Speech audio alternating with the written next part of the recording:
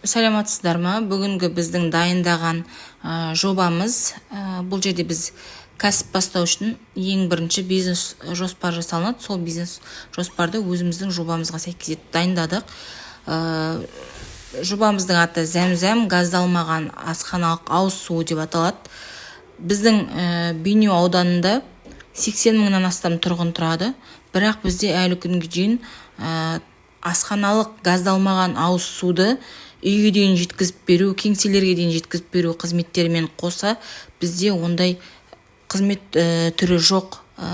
Көшелерде ғана су будкаларын орналасқан. Сол жерден тұрғындар барып өзіне керек мөлшерде пластикалық бөтелкелермен суды сатып алып жатады.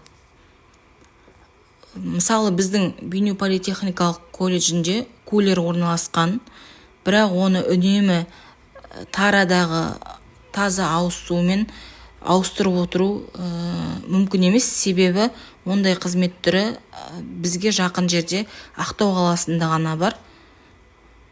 Сондықтан да біз тараны үнемі ауыстырып отыруға бізде ондай жағдай жоқ. Сол үшін де біз осы бизнес түрін болашақта ашқымыз келеді.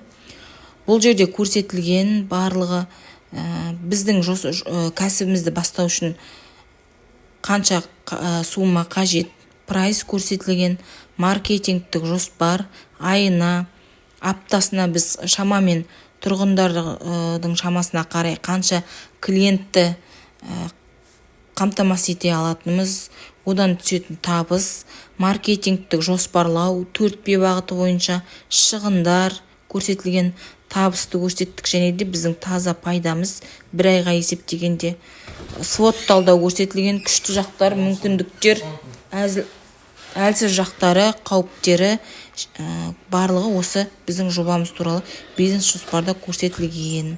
Назарларыңызға рахмет.